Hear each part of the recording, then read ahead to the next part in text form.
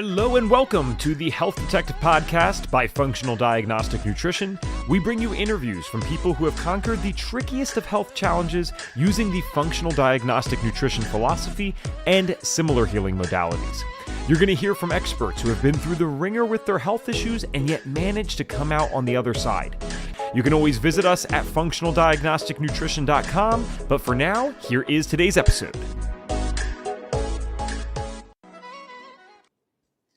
All right. Hello, my friends, and welcome back to another episode of the Health Detective Podcast by Functional Diagnostic Nutrition. My name is Evan Transu, aka Detective Ev, and I will be your host for today's show, episode number 418 of the Health Detective Podcast. I want to keep my announcements as short as possible today because I want to get to our guest. So the only real announcement I have for you guys right now is to stay tuned. I'm not actually sure that we have a link for you with this yet. If we do, we'll share it at the end. And if you're listening to this on audio, the link would have already existed, so just check the show notes. But I want to formally invite you to our summer open house event in June of 2025, just a couple weeks from now. It is the 4th annual summer open house event at Functional Diagnostic Nutrition. It is the biggest event that we do all year, so I actually consider this my personal favorite one because I love health, but I also love the business side. And with our summer open house, what we do is we really bring you into our world and show you that if you want to get out here doing this work, if you want to be a functional practitioner, this is something that you can do. Even if you do not have business experience, if you don't have health experience, that is what the training's for. That's what we help you out with. So we have many different types of sessions. There should be approximately 35 to 40 for the entire month, but at least 15 of those sessions are what we call our six-figure FDN sessions. And I can't stress enough, guys, this isn't the money-making channel. It has nothing to do with that. The reason that we talk about the six-figure FDNs, though, is because, one, if they can figure it out, we can probably figure it out. So we might be able to learn something from their business expertise. Number two, I know we have an international audience, but I'm in America. So at this point, basically, to take vacation every year and buy some good groceries, I'm going to need to make $100,000. So I want to learn from these six-figure FDNs and figure out how they're out here doing it. So please join us at Summer Open House. We will have a link for you guys at the end if that's set up, but I do not think we have one yet. So just stay tuned for that. All right. Our guest today is someone with a bio that was impressive enough that I will have it fully in the show notes, but I actually had to summarize this with ChatGPT, and that is a rare day that I do that, and it's just because it's so extensive. So today's guest is Scott Tipps, a UC Berkeley law graduate, California licensed attorney, and president of the National Health Federation, which, if you heard that a couple of weeks ago, we wanted to get the president on, so thank you, Scott, for coming on so quick. And the National Health Federation is the world's oldest health freedom organization. For over 25 years, he's been a leading voice at Codex meetings, battling harmful food policies and fighting for global health freedom. He's also the longtime editor of Health Freedom News, author of Codex. I'm actually a little embarrassed. I don't know how to pronounce that word. What's the alimentarius? Alimentarius, that's okay. Everyone does that. This is why I'm only allowed to do the podcast and not the clinical side at FDN. Global food imperialism and a regular columnist for Whole Foods magazine, Scott brings a sharp legal mind and a global perspective to the front lines of consumer health rights. Well, my friend is someone who has been very sick in his youth because people did not know about a lot of the things that are going on in our healthcare system, if we can even call it that. I thank you for what you're doing and welcome to the show. Well, thank you, Evan, very much. The pleasure's mine. I hate to start off with such a generic question, but there's going to be plenty of people today that, one, are learning about the National Health Federation, and two, learning about you. So I feel like it's actually very appropriate to ask. I got to wonder, how the heck did you get to this point now where you are president of this organization? Because something tells me this is not what you tell your parents you're going to do when you're 5 years old. So what has been the journey leading up to now where Scott's president of this organization that's fighting for our health freedoms? Yeah, Evan, that was when I was young. I was going to be an architect or a space pilot, or, at that time. And here I ended up becoming an attorney. But I did that just so I wouldn't be a poor, starving writer, while I wrote books and articles and the like. But it kind of morphed because I've always had an interest in nutrition. And the interest in nutrition stems from when I was actually quite young. And after graduating from law school, two of my dear friends, Dirk Pierce and Sandy Shaw, I don't know if you know those names, they were real big in the 1980s with their New York Times bestseller book, Life Extension. And then Dirk would appear on the Merv Griffin show, kind of a talk show of the time period. Doesn't exist any longer. And Merv's dead, Dirk's dead, Sandy's dead. But one of the things that Dirk told me back then when I just had graduated was, you're an attorney now and you're interested in nutrition. You should become a lawyer. I thought about it and I thought, that's interesting. So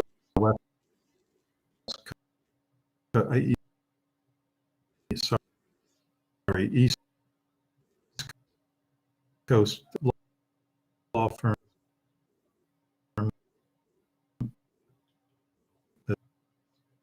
that's very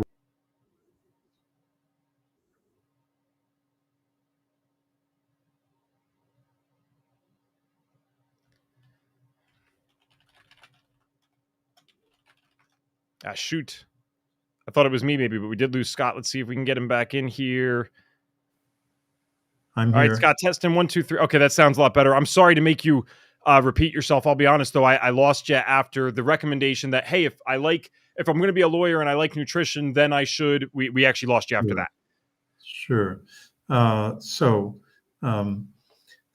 after graduating from law school, Dirk told me, and Sandy as well, I suppose. I don't really remember, but I certainly remember Dirk telling me, said, "Hey, Scott, you're far out." That was his big expression, far out. You're an attorney now and you're interested in nutrition. Why don't you become a food and drug lawyer? So I studied under Keller and Heckman, a East Coast law firm specializing in food law and drug law. Still exists, excellent law firm.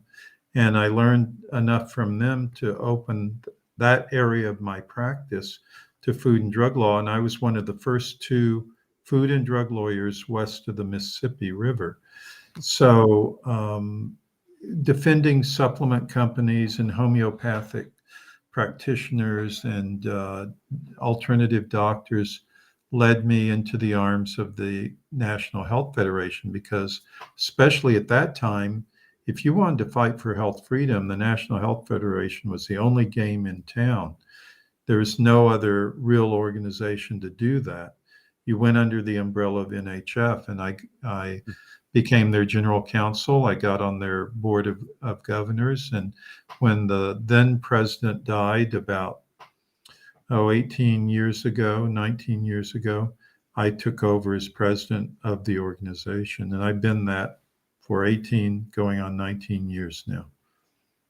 It's awesome. And that was it. Yeah, go ahead. So one of the things that I wanted to get into, I like to focus on facts on the show. I think our space, I'm talking about functional medicine right now, it's riddled with people who, sometimes don't know what to believe, because a lot of us have had our own health issues, and we realize that the things that we were told by Western professionals did not work. Now, that, to be very clear, in case it's someone's first time listening, this is not a bash at the Western professionals, because the Western professionals would very likely take that exact same advice that they gave us if they were dealing with the same health issues. So I look at it more as a systemic issue as opposed to an individual issue.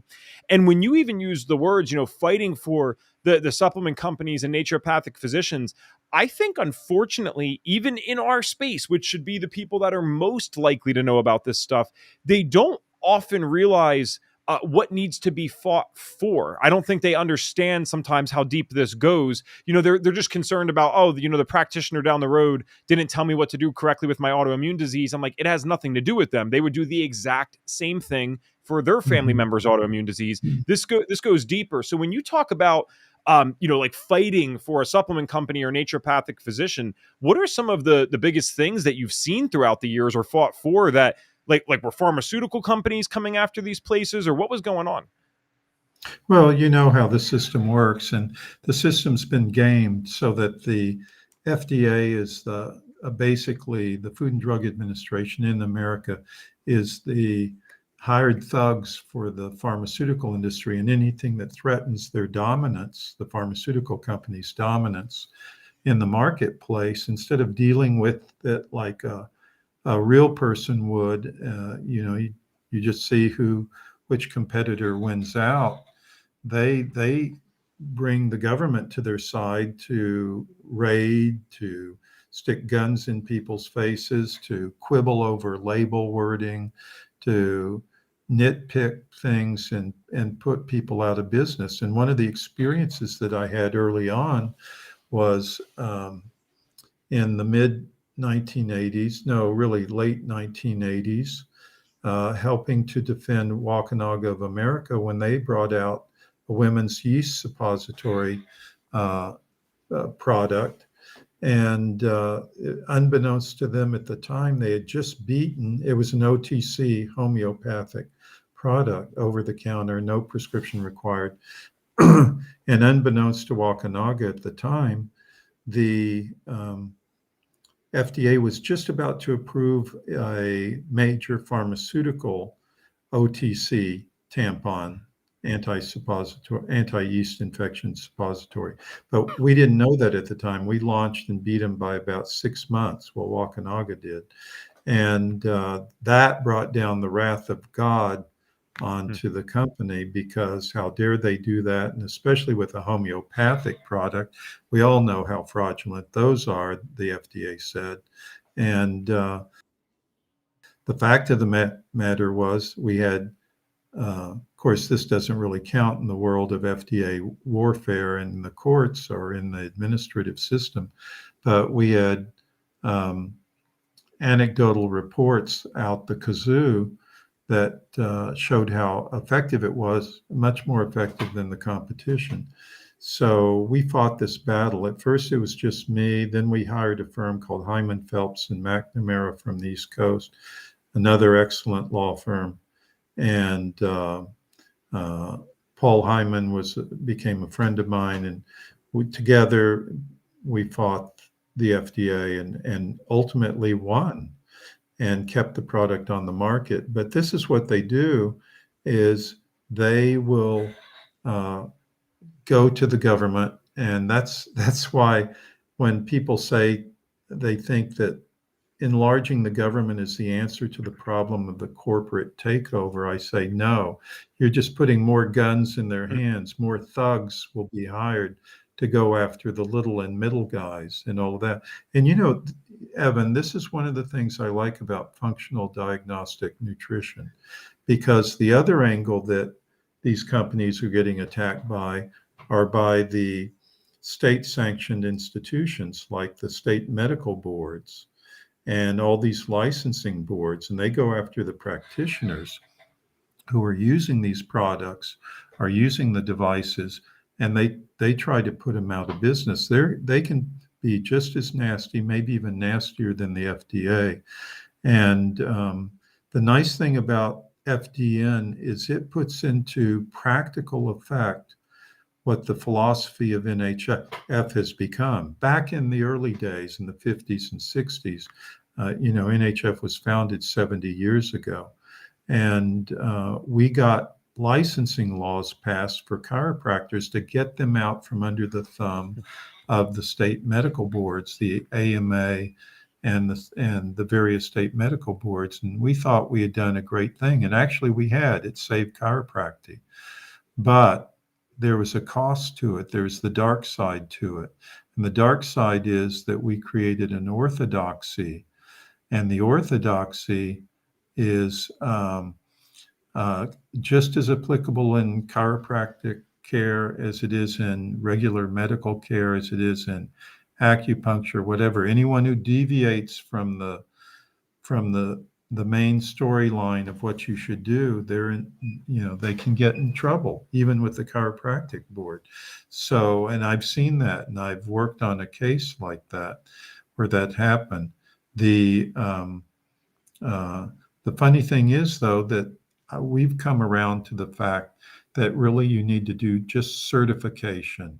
And that's exactly what FDN does. So FDN is putting into practice what we've dreamed is the solution to this nightmare of attacks upon the people who are advancing the limits, the envelope of science and medicine and nutrition. Mm-hmm. And that's what FDN is doing. And that's one reason I really appreciate FDN, because they're putting into practical effect what we just dreamed about. Sure. And I'm certainly not qualified to have in-depth opinions, let's say, or hardened opinions, I'll say, on certain political stances, but it's not a secret to anyone that listens that I would be very much in your favor, right? That's why we're happy to have you on. Reed's in your favor as well, for sure, that enlarging the government's not the answer. And the way that I've looked at this before, because I always try to think, I'm very interested in different viewpoints. As long as the person's kind to me, I'm very interested in hearing the opposite viewpoint of something, whether it's politics, religion, whatever. And, one of the arguments would be, well, the enlargement of the government is to keep people safe. To me, one, I don't see any evidence of that whatsoever for most things, but there is, there's some evidence with certain things, maybe like having a speed limit's probably a good idea. However, one of the things that most people don't realize is you do not necessarily need a wildly large government to enforce half these things. And two, the problem to me is that human beings, including myself, are inherently flawed. You give me enough power, unfortunately, I might not be an evil person, but I'm going to screw up in some way. So the difference is, yes, a smaller government might get screwed up, but I can change that easier. When you give the government a bunch of power and you give them 30, 40, 50% of your darn paycheck every single time that you work an hour or work for, 2 weeks, they get so strong that even when they screw up or do something bad or do something heinous, they kind of just get away with it. And we've seen this happen many, many times.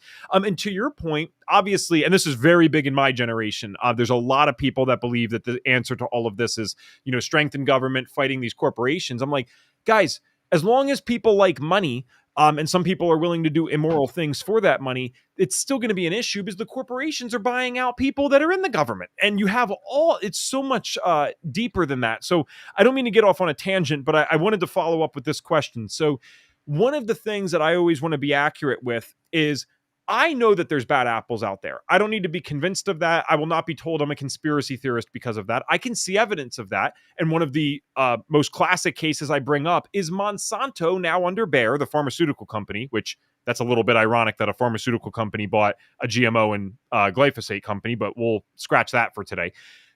They got sued for paying off scientists at Stanford to ghostwrite their studies. So that's not a conspiracy theory. That's proof that there's some really bad apples out there. However, everyone that works at Monsanto is not a bad person. I'd argue that most of them are probably decent human beings trying to do the right thing.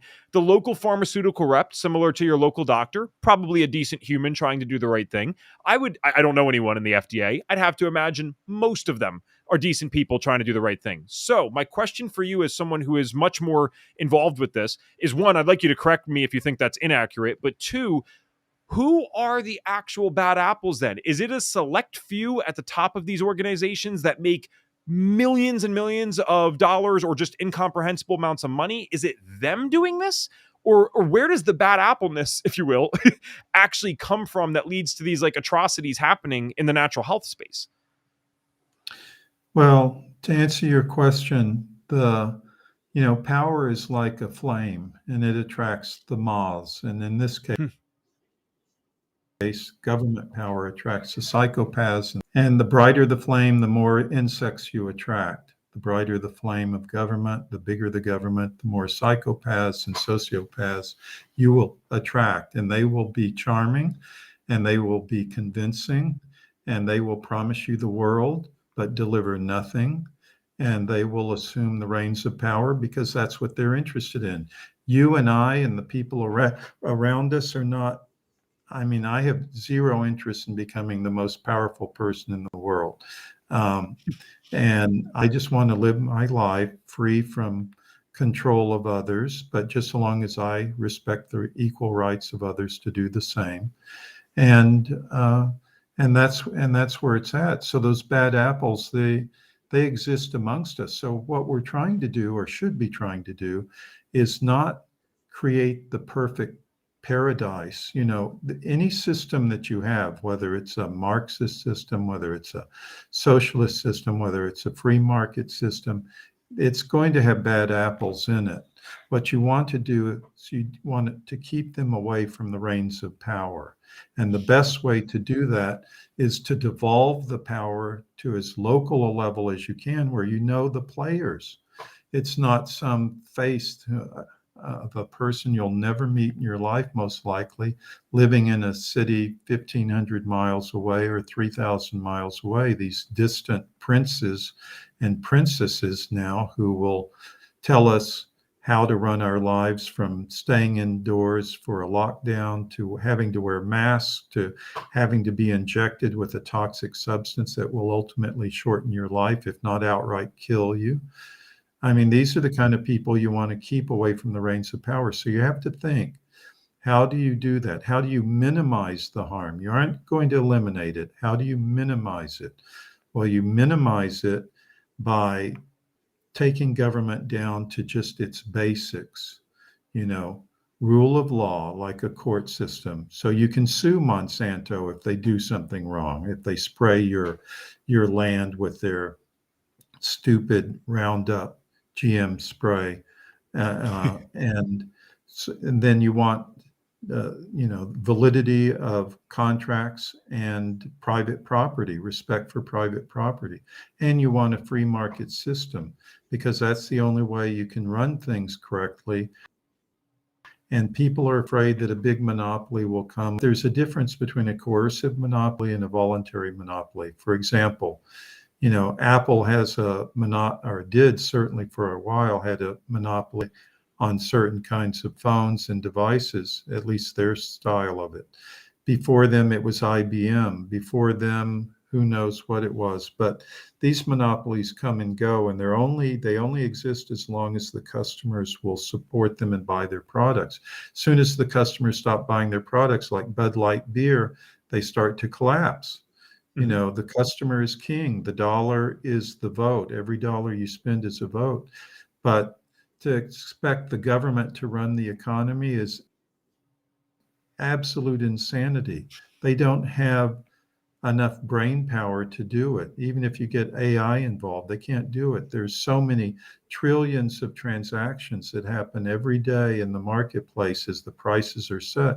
And I've said this till I'm blue in the face. When you had something like the Soviet Union in existence, they couldn't set prices. Like Ludwig von Mises said, once socialism succeeds, it will fail utterly, because it has no pricing mechanism, has no way to say, how much do I charge for that refrigerator? How much should I charge for that washing machine? Because they've just grabbed products and they've started making them. There's no marketplace. Customers bid for an item, or they says it's too expensive, I'll do without, I'll hand wash instead. Or I won't buy that dryer because, for the same reason, I'll just hang it out on a clothesline. That's what sets the prices. It's not the manufacturer that sets the prices, the market. In a free market, and we don't have a free market in the US. We have lots of prices being dictated by the American Medical Association, by hospitals, and getting to the medical care and all of that. And they aren't dictated by a free market system. If you saw that, if you saw a true free market system, which can happen, we can get very close to it. I mean, Hong Kong is a perfect example of that, and how it grew from nothing to one of the richest areas in the world, at least until it was taken over by mainland China. This is what we would see. We would see vast prosperity, and yes, it would trickle down to the lower masses, and you would see a much better system. Just keep in mind, socialism promises everything, but it delivers nothing. The free market promises nothing, but it delivers everything. And that's what we need to remember. And so when you have the government intervening into the economy, like it does with the Food and Drug Administration, like it does with the FCC, the Federal Communications Commission, like it does with the Federal Trade Commission, then you see distortions in the marketplace, and it creates opportunities for coercive monopolies to come in, take root, grow to these monstrosities, and then they start paying lobbyists to go and lobby for more laws that support them, but not us. And so these people need to be stopped. And the best way to do it is take away those powers from the government. I know it's kind of counterintuitive. People go, oh my God, if we don't have them going after, you know, Monsanto or something, then, but they aren't going after Monsanto. Just look, it's the individuals who are doing that, who are taking them to court. And what are they doing? Right now, as I'm speaking, these people, the industry, the big ag industry is going around from state to state trying to get immunity laws enacted for their pesticide use. Exactly the playbook that was done with the vaccine manufacturers. And that's what they're doing right now. They already gained a victory in Georgia. They already lost in Iowa, but they're at it. And we need to stop these kind of people. I did not actually know that about the pesticides thing. So for those that don't know, by the way, we do have some comments here. You guys are more than welcome to comment at any time. I love people getting involved with these conversations this early. So Cassia said, this was from earlier, and God forbid you try to bring the cure for cancer, you might become suicidal real quick. Yes, we have seen that. And that's where... I could give an example of that, Evan. Oh, I could give a real good example of that. Anyway, go ahead. Unless you... I kind of want to get that example. We might as well. What's the one that you know of? Okay. A glycoprotein called GCMAF, and very good brand was made by Cambridge scientists, and it was marketed out of the Channel Islands on Guernsey for a number of years. And as it got closer and closer to the COVID epic, to the COVID time, the authorities came down. Not a single customer or patient complained. It's just injections with a diabetic gauged needle, 2 times a week. They had 90% success rate with breast cancer, prostate cancer, colon cancer. Probably right now, if Scott Adams had the Dilbert guy, if he has prostate cancer, and if he had access to GCMAF, he probably would live beyond the summer. They took people who were dying, who had stage 4 liver cancer, stage 4 pancreatic cancer, and they kept living. And anyway, the people who complained against him were the pharmaceutical industry, and they filed a complaint. The State Pharmacist Board in France and in the UK, I forget which branch of the authorities, came down on him. And the head of the company, who is also our chairman of the board for National Health Federation, he was put in prison, 5 months in the UK, 19 months in France, for the crime of having helped 11,500 people with their cases, with their illnesses, because it was good for things other than just cancer. And so you can't really find good GCMAF now for that very reason. So this person, Cassia, who said you might become suicidal real quick. Well, that's really true, because David Noakes, who went to prison for all of this, he still hasn't recovered from the trauma of it. So it was a real tragedy, and a tragedy for people who could have used it, who could be living now if they'd had access to this product. And this is just one product, let alone the ivermectin and mebendazole that you can take now for cancer. But God forbid that I get into that, because then they'll snatch that off the marketplace. Scott, you brought up not only a great point there, but actually something I could do a million routes with you on this conversation, or million different routes with you on this conversation. But I wanted to go back to one other thing, because I think this is where, and our audience is obviously more open to this. As you can see, we didn't even ask for comments or questions yet, and they're already agreeing and bringing their own 2 cents. So thank you for commenting. But I think what happens is, you brought up the psychopath and sociopath thing, and that's something that people might loosely use sometimes, but I know better in this case to know that you actually meant that quite literally. And the reason I know that you meant that literally is because anyone that follows the podcast knows that I'm a fairly eccentric character and I have a million different interests outside of this in health. And one of the things that I study is abnormal psych and evolutionary psychology. A lot of Dr. David Buss's work. And what people do not realize is that about 1 to 3% of males qualify for antisocial personality disorder. Now, that does not mean all of them will get diagnosed with that. It means that we know for a fact that 1 to 3% of males qualify for this. A very small set of women qualify for this, but women can also be narcissists. Men can also be narcissists. If we want to count both of those in, you're talking about a pretty notable portion of the population of males specifically end up as either antisocial or narcissistic. People think antisocial means, oh, I don't like talking to people and I'm not going to go out of the house. That's not what that means. This is the spectrum that psychopathy and sociopathy fall under.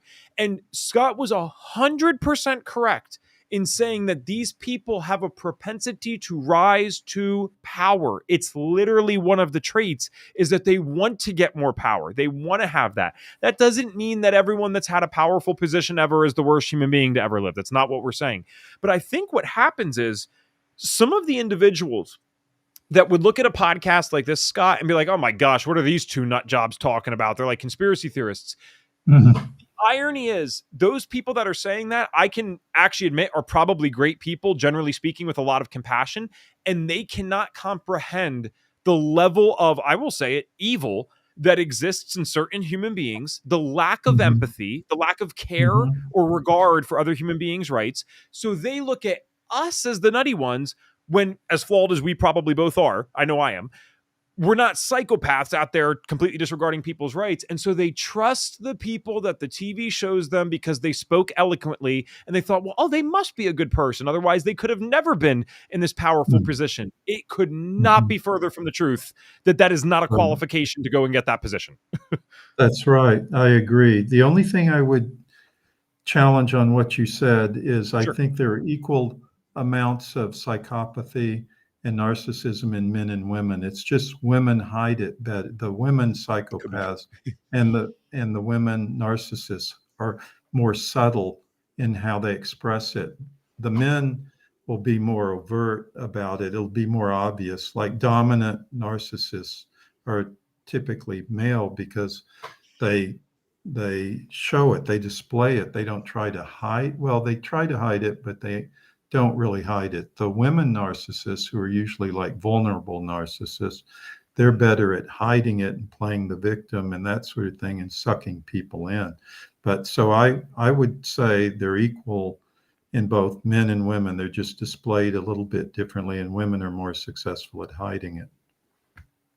That could definitely be true because we're actually very bad at diagnosing certain things. And like high functioning, if you will, autism, for example, we know that we don't accurately diagnose women. So obviously one of the things that a psychopath wants to do is hide the fact that they are one. So if you're out there worrying about being a psychopath and you're telling your friends and family that you think you are one, most likely, I'm not a doctor, but most likely that's not the case. They're usually going to want to hide that fact that they don't have empathy. And that very well could be true. And I'm a little more scared of a female psychopath than I am a male one. They have different strengths to them. Yeah, either way, they're harder to spot. Yes. I'm not trying to make that the main topic of this part of the show necessarily, but I am spotlighting this because I'm so tired of some of the best people that I see out there actually fighting this, getting labeled as loony or conspiracy theorists, because these people that, again, speak very well, but actually don't give a crap about you or me at all. The only thing they care about is their image and more power. That is the sole focus of every single day, and they will undermine the rights of you and me to get there. Those are the people that are sometimes very successful in convincing others that they're out there fighting for them. And then yet people like us, when we talk about stuff like this, it's looked at as crazy. But even with what we're saying today, some of these things are objective. I didn't make up the fact that Monsanto has done what they've done. You didn't make up the fact that someone from NHF has been arrested and jailed. And then the one thing I wanted to go back to, I'll kind of get us off the psychopath thing, even though I could spend 3 hours with you talking about that. Cassia, however I pronounce this here, said vaccines industry is protected from lawsuits. You want to definitely check out our other episode with the NHF because we talked extensively about that. But Scott, I wanted to go back to what you talked about with pesticides in Georgia and Iowa.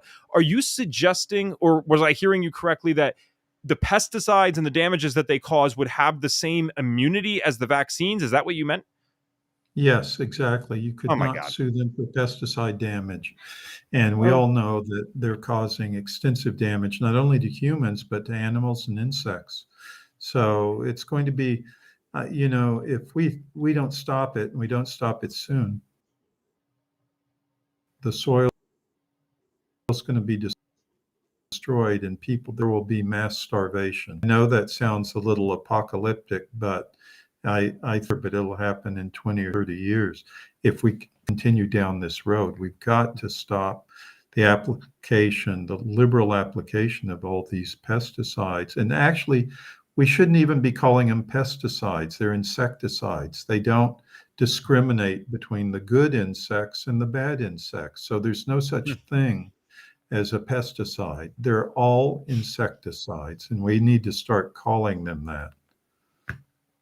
well, what can people do to get involved in this fight? And God knows I'll get sued if I don't say this correctly. I don't mean a physical fight, everyone. I'm not calling for violence, because someone will take that out there. If our podcast ever gets big enough, they'll do that.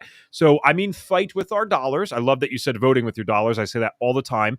And you could fight with information too, by letting people know what's going on. Like that, what you just said about the immunity around the pesticides, that should not even be a partisan issue. I can guarantee if I did an apolitical survey and surveyed 1,000 random people, 950 plus are going to agree that pesticides or insecticides should not be able to be blatantly used. And then if there's any damages caused, oh, you can't sue them. Most of us agree with that. And they're sneaking under the rug and kind of getting this stuff done. So how can we fight this? Can we support the NHF to fight this? That's probably a good way. Is there anything else that we can do in our local communities? Because that's insane that just passed in Georgia to me. I can't even comprehend that. It, it, it absolutely is. And yes, support the NHF. We have a campaign against it.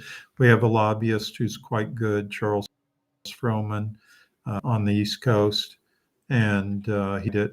There's also another gentleman named Howard Vlieger, Vlieger, who's at Soil, student of the Soil, all one word. I think .org, it could be .com, but he's also fighting it and gives excellent speeches before the legislatures who are considering these bills. And he's probably the main guy who defeated it in Iowa. Because he lives in Iowa, he's right there, so it's easy for him to go to the state capitol and fight this. But we're fighting it in every state that we can, and it keeps popping up. It's like that guacamole game at the shopping malls where you'd whack the mole on the head, but then it'd pop up out of another random hole. So that's what's going on here. And they have the big ag industry has a good game plan. They aren't doing it on a national level because they know they wouldn't win. So they're doing it piecemeal, state by state, excuse me, piece by piece and state by state. And they're going to win unless we stop them. So we've got to get in there and stop them from this madness. And we need to win. So help us. And we don't have the resources to do everything. So we need, donations. You can join us at the NHF, THENHF.com. You can make a donation, sign up on our email list. We have a monthly brainstorming Zoom session that you might enjoy. We had one a couple of months ago, and we discussed this. In fact, I think we had Howard Vlieger on, if I'm not mistaken. He discussed it. And at our Dallas conference that Reed Davis was at and FDN had a booth at, just in the middle of March, Howard spoke out there and gave a fascinating, riveting actually, speech on the whole subject and what could be done. So I highly encourage people out there listening to this, including you, Kasha. I see how to pronounce it now. I wouldn't have guessed. Yeah. Please join us. Awesome. And guys, I'm not trying to, I don't know how to say this. I'm not trying to make myself sound cool or anything. I left them a nice donation last time because I believe in what they're doing. So I You encourage you, did. if you believe in if you don't believe in what they're doing, fine, don't donate. That's fine. But if you do believe in what's happening here and you'd like an organization that you can actually trust that stays smaller, that's not, going to have a psychopath running it. We have the wonderful Scott here. Then you gotta fight with your dollars. If you're not going to go out there and share this information yourself, or write letters or do this stuff, that's okay. I say this in quotes for those that are listening on the audio afterwards, but the very least, you gotta put something to support this. Otherwise, look at what they're getting away with. When I hear that, I'm like, what occurs that this state of Georgia actually just allowed this? And not obviously, you can tell by the way I'm expressing myself, I do not agree with this immunity in any sense. I think it's insane. But Scott, I have to ask, because you're clearly more well versed with this than myself, what is even the argument for it? Like, of course, they're not going into the Georgia people and saying, "Oh, well, we're getting this immunity because we know that it's killing you guys and hurting you, and we don't want to get sued." They're not saying that. So, like, what is this even under the guise of? Like, what are they saying this is for? They're just saying again, taking a page out of the playbook for the vaccine industry, they're just saying that in order to stay in business, because look at all the lawsuits, the glyphosate, and they're saying people will starve if we don't poison them first with and kill off the insects and the bees and all of that. Saying people will starve. It's kind of they're arguing a short-term solution for a long-term problem, and it's not going to work. Even if they succeed and they use all the Roundup and all the other insecticides in the world that they have, they will end up killing the planet because the soil will be dead, the insects who pollinate will be gone, and humans will have nothing to eat but poison soil is poison beyond belief. Whenever I travel to the U.S., I take my health in my hands. I at least think, because whether you're drinking the water, whether you're eating the food, you don't know what's in there half the time, most of the time, and you're getting all these residues. One of the things that the National Health Federation does is at Codex Alimentarius, we're fighting these things. At the Hong Kong meeting of the Codex Committee of Pesticide Residues, Codex establishes food codes and food standards for the world. And almost every country in the world is a member of Codex Alimentarius. And it meets every year, the commission does, in Rome or Geneva, it alternates. But it has a number of committees, and one of the committees, and I've been going to these meetings for 25 years now. I'm about to start my 26th year in June next month. And one of the more recent meetings of the Codex Committee on Pesticide Residues that was held was in Hong Kong. And I was the only person out of 300 delegates to stand up, well, not literally, but to speak up and to oppose the use of glyphosate. And there was behind me, in the front of the room, you have the countries, the member states sitting. And then after them, you have the INGOs, the International Non-Governmental Organizations, of which NHF is the only accredited health freedom organization at Codex. And so I'm speaking out against glyphosate, giving my arguments. And there's a whole row of industry front group people behind me. And there, you can hear a little titter of laughter as I hit a high note on some point, or as if they're dismissing it. There were literally like 40, and there were one or two of us at the meeting. And then that's not even to mention in the country delegations, there could be industry and our industry members. My first 2 years at Codex meetings, I was just a member of the U.S. delegation. I couldn't speak out at the meetings. I had to follow the party line set by the FDA delegate there, but around me were industry members. And I think I saw a comment on the chat line here about some of these people, and you said it yourself, Evan. Some of the people in industry are quite nice, and it's absolutely true. Some of the best help I got my first day or two at a Codex meeting 25 years ago was given to me, regretfully by them now, was given to me by industry, members who Mhm. were there for their for their INGO. And they have all these nice little pleasant sounding names like Crop Life. Crop Life is the front group um, for Monsanto and Bayer and Dow Chemical, and all these DuPont, all these insecticide makers, animals, which really should be called drugs for animals because they never saw a drug for an animal that they didn't like.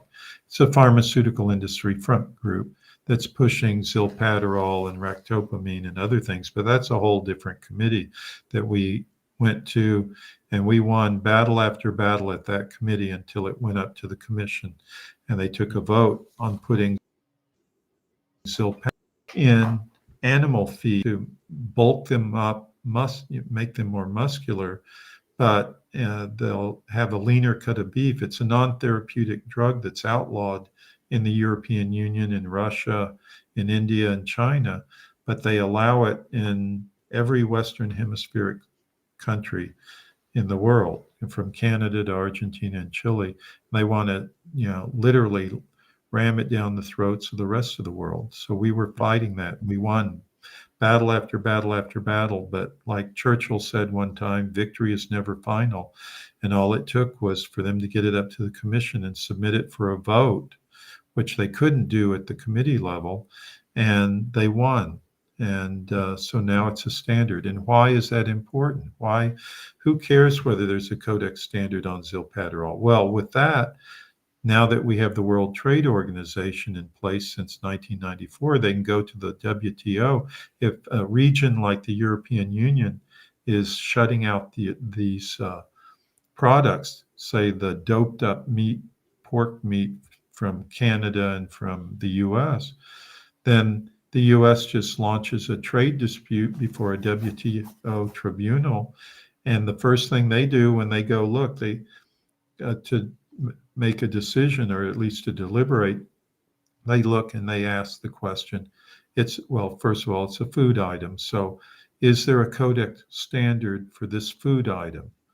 And if there is, and if the US and Canada are meeting the residue levels in the meat for that standard, then they win and the European Union loses. And that's the problem with this whole system. So, and there's no informed consent. People eating bacon in America, they don't know they're getting dosed with ractopamine.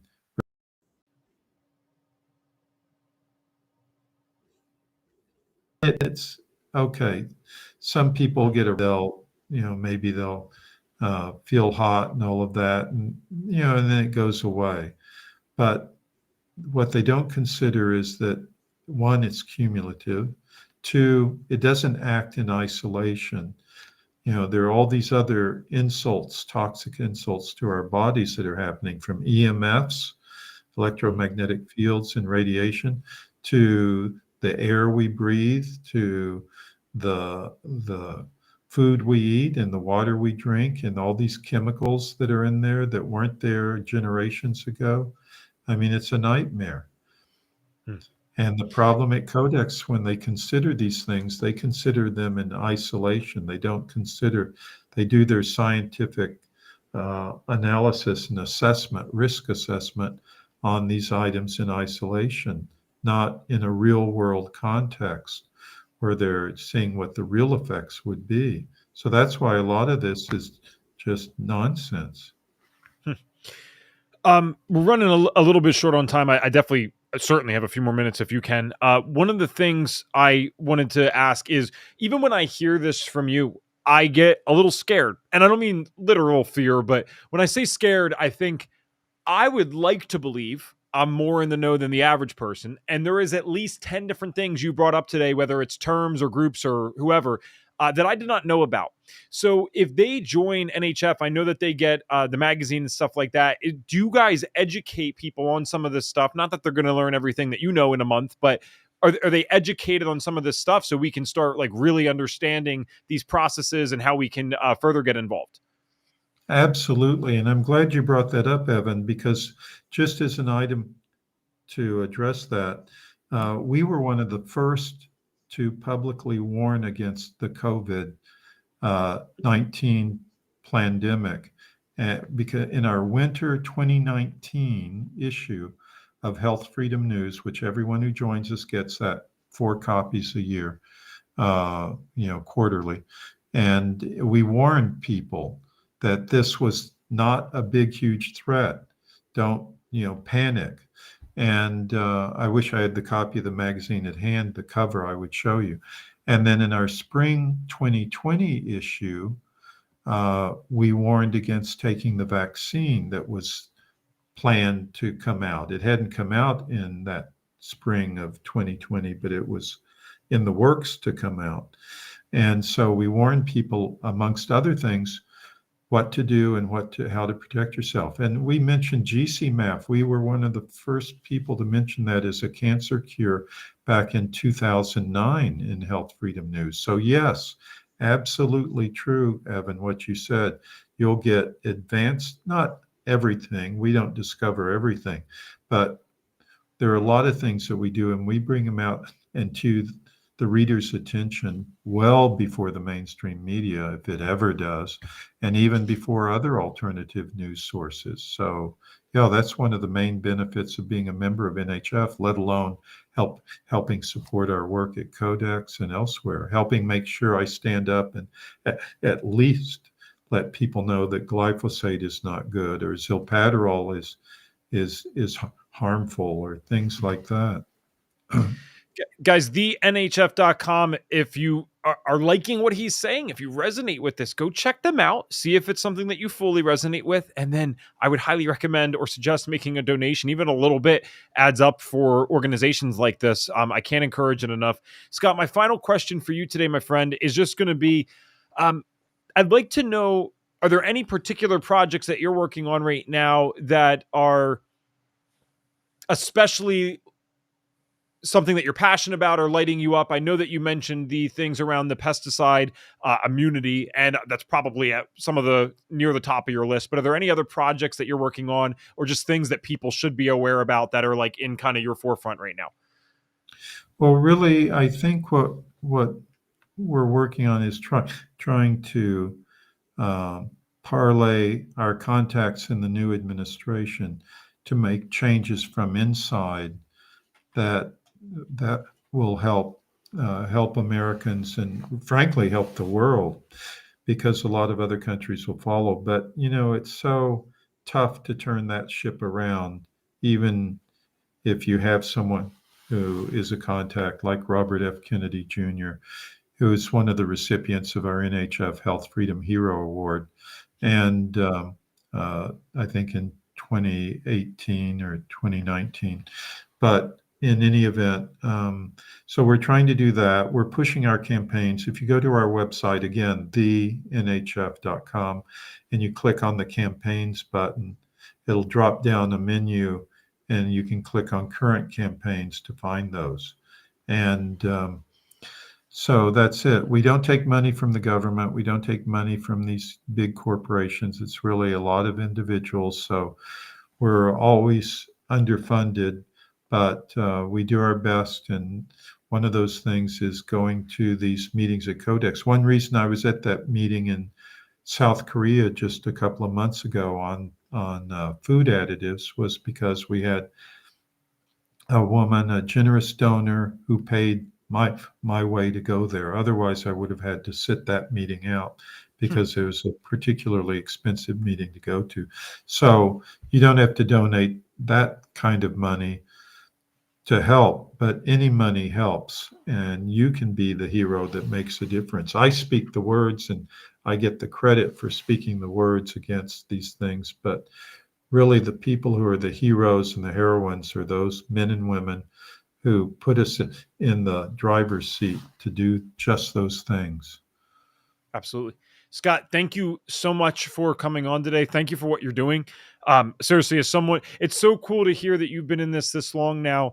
As someone, I'm only 29. So to think that there was someone out there, you were fighting before this, but even just with NHF as the president, when I was 11 years old, suffering like crazy with my health issues and all this stuff, and my family didn't know what was going on, and my mom's getting sick, and we don't know what's happening to us. There's something oddly, I don't really know how to describe this. There's something oddly refreshing about knowing that there were people out there at the time who were fighting and who cared. Reed Davis is one of those people, not that He fixed it at the certainly time. is. I don't know. It's just good to know. So we appreciate your work and thank you. Thank you. Thank you, Evan. And I'd love to hear your health story sometime too. So obviously not